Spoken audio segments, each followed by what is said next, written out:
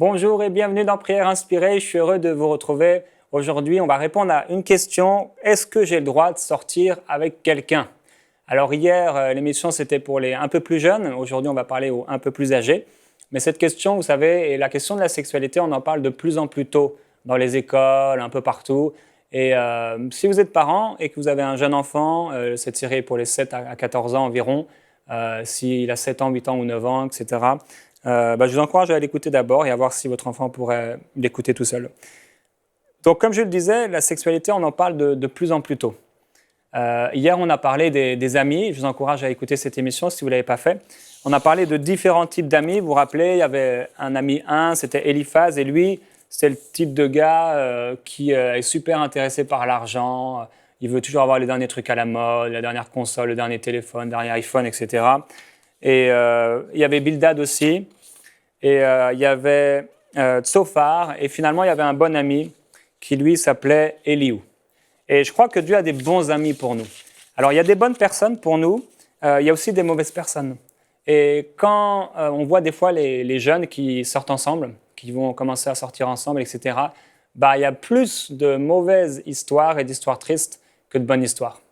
Et aujourd'hui, on va parler un peu et répondre à cette question. Est-ce que j'ai le droit de sortir avec quelqu'un? Et je pense que vous aimez les bonbons. Je ne sais pas vous, mais moi, même quand je me suis marié, les gens disaient que j'étais trop jeune. On s'est marié à 20 ans. Et comme les gens disaient qu'on était trop jeune pour se marier, on a fait un mariage sur le thème des bonbons. Alors, sur toute l'étape de mariage, il y avait des bonbons. Et c'est pour ça que moi, j'aime bien les bonbons. Et ça ne me dérange pas d'avoir des bonbons à la maison et de pouvoir en manger de temps en temps. Vous savez, des fois, je mange même les bonbons de ma fille. Et ma fille, une des choses qu'elle aime, et je rapporte ça quand je vais en France, c'est les soucoupes volantes.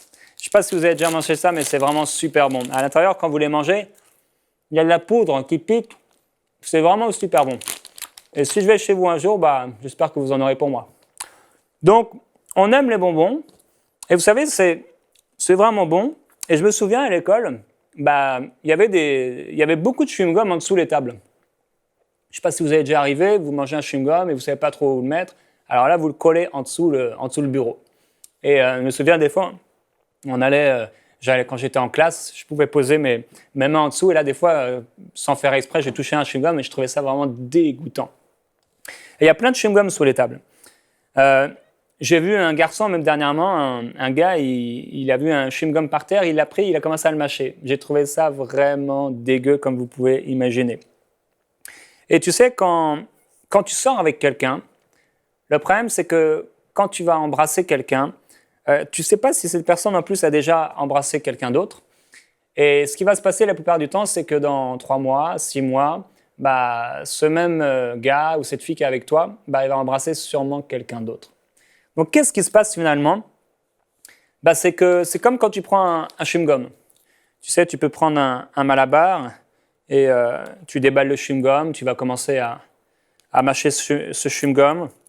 Et c'est un peu l'image de quand tu seras avec quelqu'un. Tu vois, tu vas mâcher le chewing-gum, tu le prends, tu commences à le mâcher, etc. Et on va imaginer que c'est Isabelle. Tu vois, Isabelle, c'est ta copine. Elle prend le chewing-gum, elle commence à le mâcher. Et là, elle le mâche avec son copain Steve. Tu vois, ils sont en train de s'embrasser, tous les deux, en train de se passer le chewing-gum. C'est une image, le chewing-gum. Il se passe le chewing-gum, etc. Mais malheureusement, Steve, il n'est pas très cool. Il quitte Isabelle. Isabelle, elle se retrouve toute seule. Et qu'est-ce qu'elle fait? Elle prend le chewing-gum, elle se retrouve toute seule. Elle le pose en dessous le bureau. C'est vraiment dégoûtant. Et là, tout à coup, elle commence à rencontrer quelqu'un. Et là, elle rencontre Mathieu. Et Mathieu, lui, il aimerait bien pouvoir l'embrasser. Il aimerait bien pouvoir sortir avec elle. Alors, Isabelle, elle dit, bon, ok, peut-être que Mathieu, il est gentil, l'autre, il n'était pas gentil. Alors, elle prend le chewing-gum sous la table et commence à remâcher. Et là, avec son copain, son nouveau copain Mathieu, ils mâchent le chewing-gum ensemble, ils se le passent, etc., de bouche à bouche. Mais le problème, c'est que Mathieu, il n'est pas sympa. Mathieu, il fait la même chose que Steve, et finalement, il la quitte. Et là, elle a le cœur brisé, elle est triste, elle pleure. Et ça t'est déjà peut-être arrivé, ou alors tu as rencontré des amis à toi et tu as vu qu'est-ce que ça fait des fois de sortir avec quelqu'un. Ça paraît cool, ça paraît vraiment, c'est la mode, c'est cool, etc. Tout le monde le fait, mais tout le monde pleure aussi. Et la plupart du temps, ils se cachent pour pleurer. Et il y a même des gars qui pleurent. Et des fois, tu vois des filles qui pleurent parce que le gars les a quittées, etc. Donc Mathieu, il quitte la fille, et là, pendant 3 semaines, elle pleure, elle est toute seule à la maison. Alors, elle repose son chewing-gum, elle le colle sur son bureau. Et là, il lui avait promis plein de trucs merveilleux. Et finalement, voilà, ils ne se marient pas ensemble. Bien sûr, ils ont juste 12 ans, ils ont juste 11 ans, ils ont juste 13 ans, 10 ans. C'est sûr, ils ne vont pas se marier ensemble. Il y aura tellement d'années devant eux. Et bon, Isabelle, elle se dit que peut-être il y a encore une chance. Alors, elle va rencontrer quelqu'un d'autre. Et là, il arrive et c'est Vincent. Et lui, Vincent, il est super beau. Toutes les filles veulent sortir avec lui. Tu sais, c'est le genre de gars super musclé, bon, plus que moi. Et tout le monde aimerait bien sortir avec ce gars-là. Et là, il y a une opportunité. Vincent, il est intéressé par Isabelle. Donc Isabelle, elle se dit, ouais, lui est vraiment gentil. Elle reprend le chewing-gum. Elle commence à le remâcher. Elle le met dans la bouche de Vincent. Il est gentil, il est cool. Oh, il y a une semaine, ouais, je sors avec Vincent. Il est super sympa comme gars. C'est moi qui sors avec lui.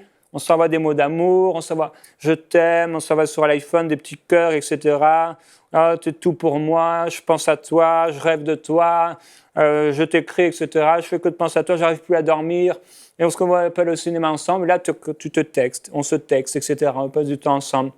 Et là, on pense juste à Isabelle, ou alors on pense juste à Vincent. On se dit, oh, j'ai tellement hâte de le voir demain, ça va être trop cool, on va pouvoir s'embrasser encore, peut-être qu'on va pouvoir faire encore plus, etc. Et là, Vincent, il est tout excité, il se dit, wow, c'est génial, c'est trop cool. Et il est content, il raconte à ses copains, il raconte ce que vous faites d'ailleurs ensemble, parce que il ne garde pas juste pour toi. Même si tu as dit qu'il garde ça pour lui, c'est faux. Parce qu'il y a son petit cousin qui est venu, ah, il paraît que tu sors avec Isabelle, t'as fait quoi? Ah ouais, j'étais là, et tu sais, je commençais à l'embrasser, et là, j'ai commencé à lui toucher les seins. Et il va tout raconter. C'est pourquoi il faut que tu gardes ton corps pur. Et aujourd'hui, on va répondre à cette question. Alors, finalement, comme Steve, comme Mathieu, Vincent la quitte. Peut-être elle était pendant plusieurs semaines avec lui, mais finalement, elle se retrouve toute seule. Elle se retrouve avec son chewing-gum. Le problème de ce chewing-gum, je ne sais pas si vous voudriez le mien, mais ce chewing-gum, il a été mâché par Isabelle, il a été mâché par Mathieu, il a été mâché par Steve, et il a été mâché par Vincent. C'est vraiment dégueu. Ça me rappelle un truc. J'étais un jour chez la maman de ma femme. Et on était mariés depuis pas trop longtemps. Et un jour, j'étais dans la salle de bain. Et commence à dire, mais c'est à qui cette brosse à dents là? Tu sais, j'avais une brosse à dents comme ça. Bon, c'était pas exactement la même.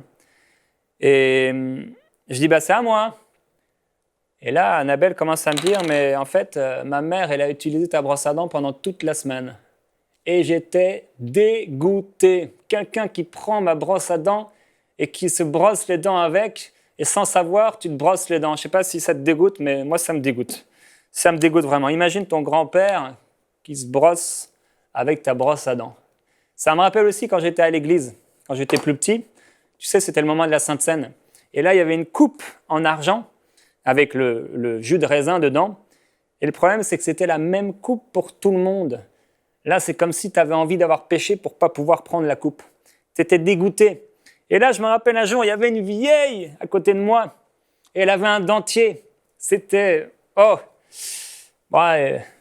et prend la coupe et boit comme ça dedans. Et là, tu vois le filet qui commence à couler. Tu te dis, mais je vais boire dans la même coupe. Et là, ça arrive à toi. Et tu fais style. Et tu la donnes à quelqu'un d'autre. Mais il y a eu des fois, j'étais obligé de boire après la vieille femme. C'était dégueu. C'était vraiment dégueu. Tu sais, des fois, les gens, ils ne savent pas pourquoi je ne pourrais pas sortir avec un gars, pourquoi je ne pourrais pas sortir avec une fille, etc. Et je pense que c'est normal d'éprouver certains sentiments amoureux. Je crois que ça fait partie de la vie. On peut être amoureux de quelqu'un, voilà, on peut être intéressé par quelqu'un, on peut trouver quelqu'un beau, etc. Et je pense que c'est des choses qui sont tout à fait normales. On trouve quelqu'un qui est beau, on commence à avoir des sentiments, etc. Ça fait partie de la vie, quoi. Mais on peut résister au diable. Parce qu'en fait, le diable, qu'est-ce qu'il veut faire? Il veut te faire dépasser ce qui est pur. Parfois même, tu te dis, non, moi, je ne coucherai jamais avec quelqu'un avant le mariage. Et le diable, il va tout faire pour que tu puisses coucher avec l'autre avant le mariage. Il fera tout ce qu'il peut pour ça. Il fera tout ce qu'il peut pour dépasser ta propre décision. Et il y a eu tellement de filles, il y a eu tellement de gars qui s'étaient dit, moi je coucherai avec personne avant le mariage parce que vraiment je veux garder pur pour Dieu, je sais que c'est la bonne chose à faire. Mais là ils tombent amoureux, Vincent, Mathieu, Steve. Et finalement, les sentiments prennent le dessus et au bout d'1 mois, au bout de 2 mois, au bout de 3 mois, ils commencent à te toucher, etc. Tu commences à le toucher, tu commences à imaginer des choses et là, oh, et tes amis te disent, oh, tu devrais coucher avec elle, tu devrais faire ceci, faire cela avec elle. Et finalement, au bout d'un moment, tu te retrouves peut-être toute seule ou tout seul avec lui ou avec elle et tu dépasses ce que tu n'aurais jamais voulu dépasser. Et là, tu es dégoûté parce que ça fait mal, parce que c'est pas cool et parce que c'était surtout pas le bon moment pour toi. Et tu sais, à ce moment-là, le diable, il est content, il est super content, il est là avec tous ses potes en train de manger des bonbons et il regarde par la scène comme si c'était une télévision, sauf que le problème, c'est que c'est toi qui es l'acteur, c'est que c'est toi qui as mal, c'est que c'est toi l'actrice et tu te fais mal et lui, il rigole avec ses potes en train de manger du popcorn. Il se sert de toi comme si tu étais un pantin, comme si tu étais n'importe quoi et il fait tout ce qu'il veut de toi. Ça, c'est quand tu n'as pas un cœur pour Dieu, ou c'est quand tu dépasses les limites. Et les limites, il faut être très clair, il faut avoir des limites.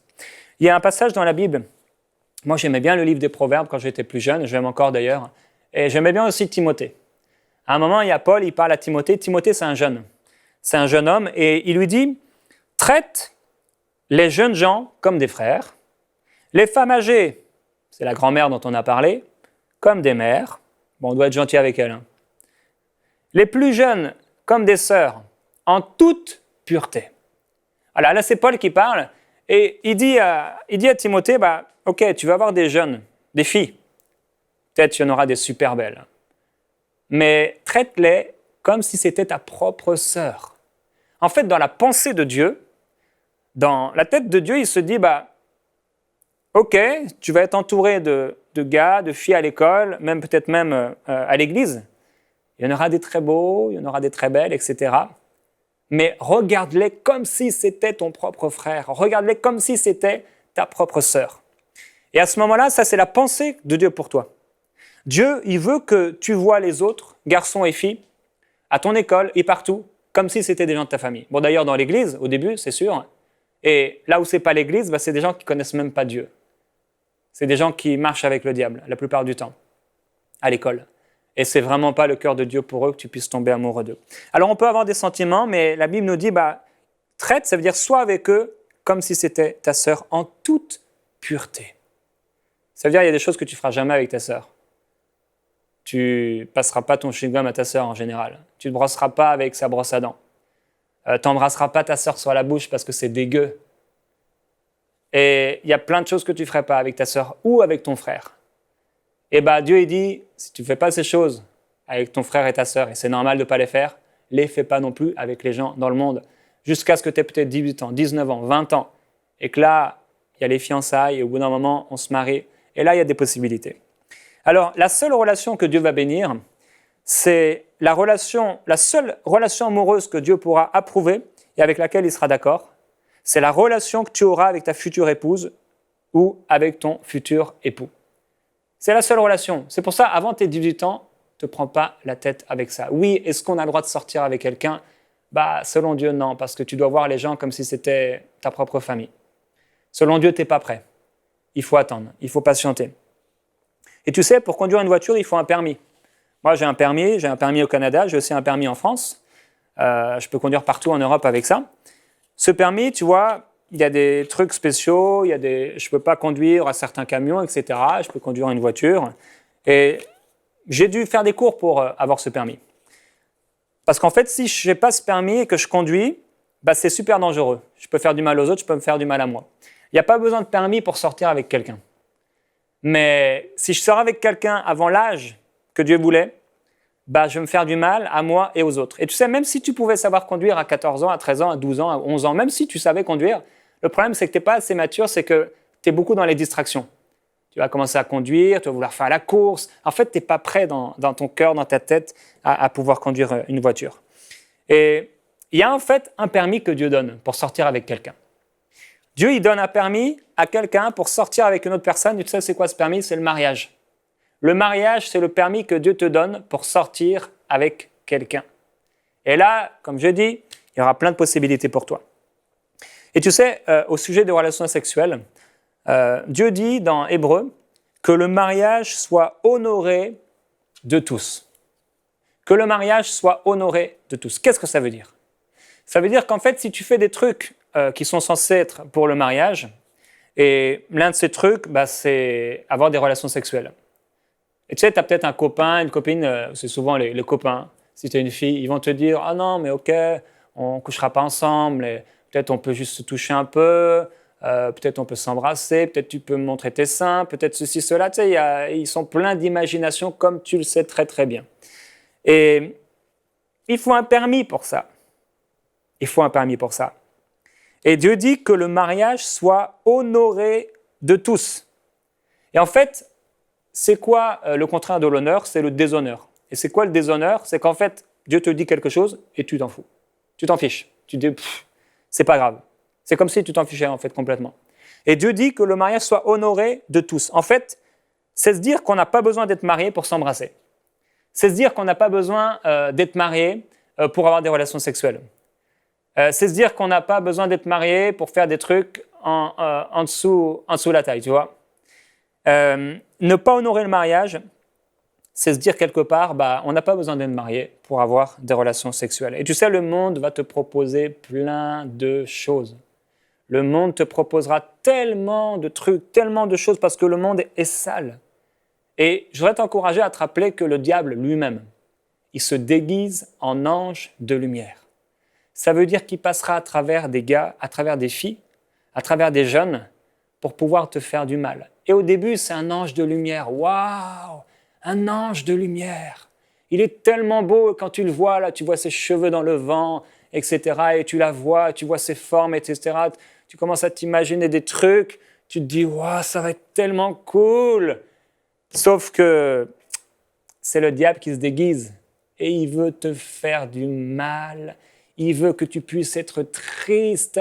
Et si cette personne en plus n'appartient pas à Dieu, alors là, il a encore plus de pouvoir. Et s'il appartient à Dieu, alors il devrait marcher avec Dieu et attendre l'étape, le moment et la saison de Dieu. Et au bout d'un moment, il veut te faire du mal. Et tu sais, c'est pour ça que tu connais peut-être des gars, des filles dans ton entourage, des jeunes, par exemple des filles qui ont été violées.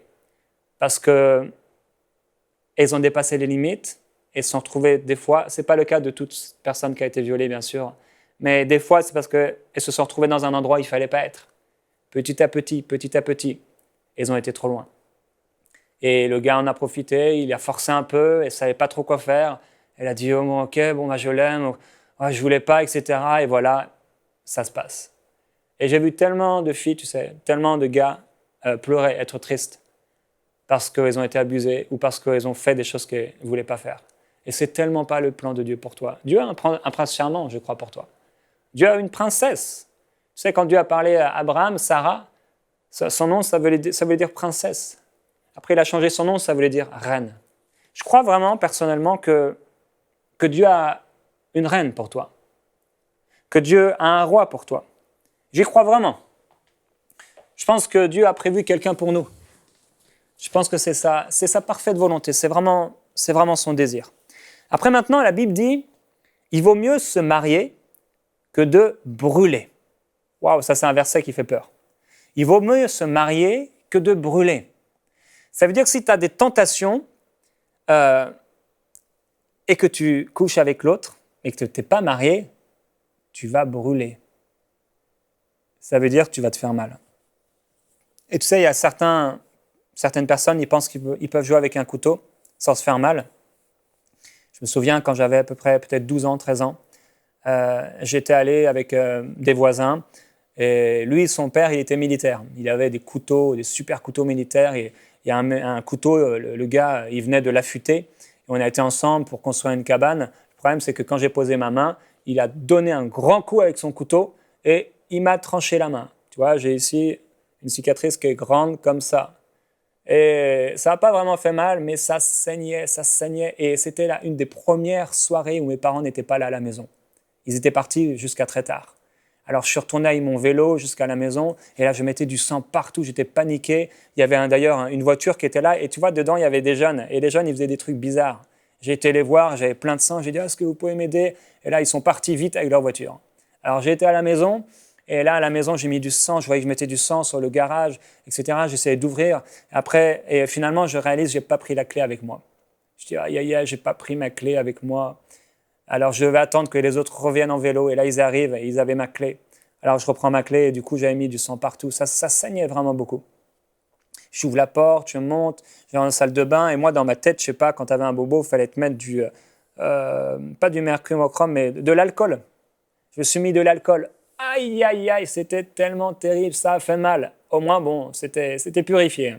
Et j'ai mis un bandage, jusqu'à ce que ça puisse ne plus saigner.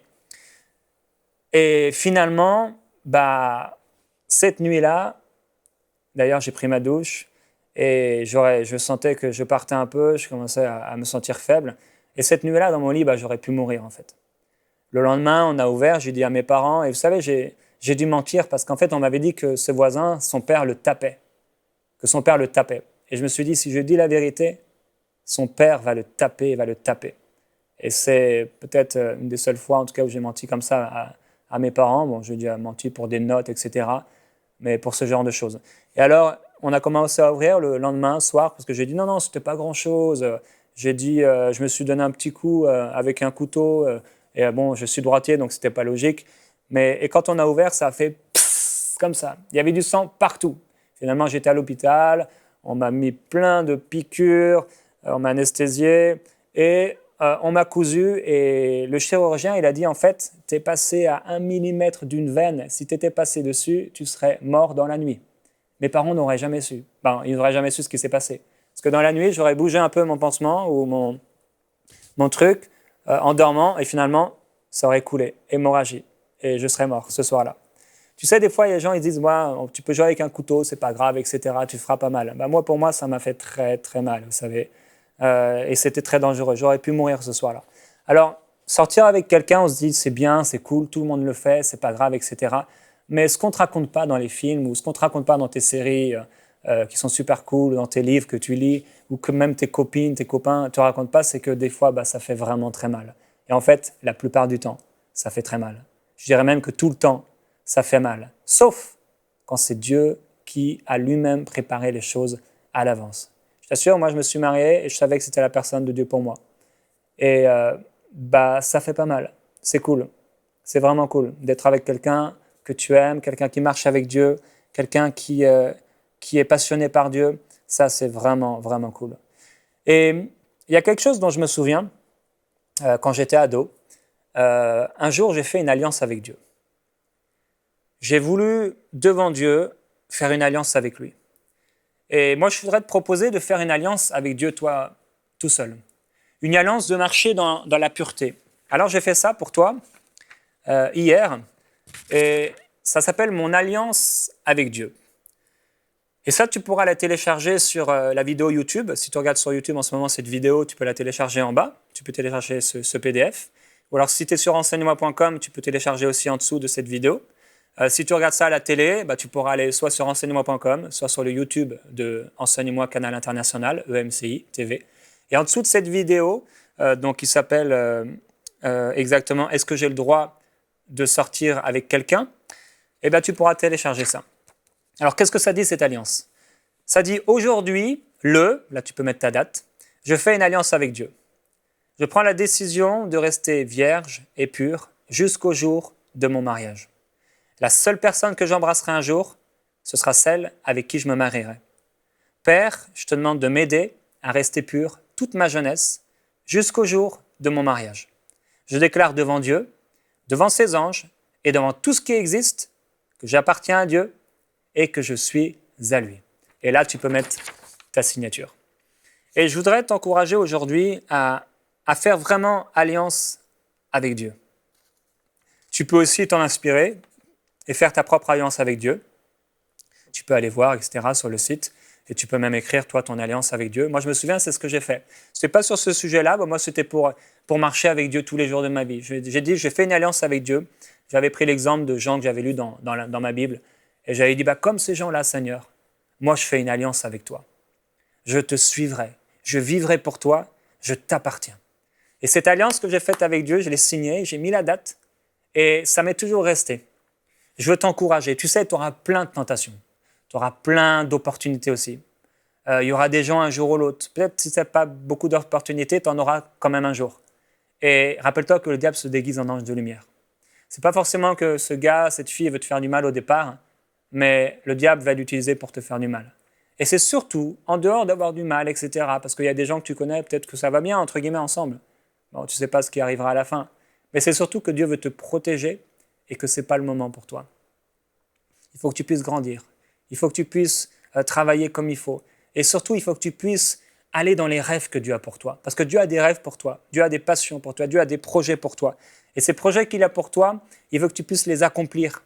Il veut que tu puisses commencer à réussir. Peut-être tu aimes la vidéo et Dieu veut que pendant que tu es là, adolescent, tu puisses commencer à faire des choses dans la vidéo. Peut-être tu es un artiste, peut-être un sportif. Et Dieu ne veut pas que tu te sois préoccupé comme certains gars, certaines filles. C'est constamment, ils pensent à sortir avec l'autre, ils sont tout le temps dans leurs histoires, etc. Ils ratent leurs cours, ils ratent leur école et parfois, entre guillemets, ils ratent leur vie.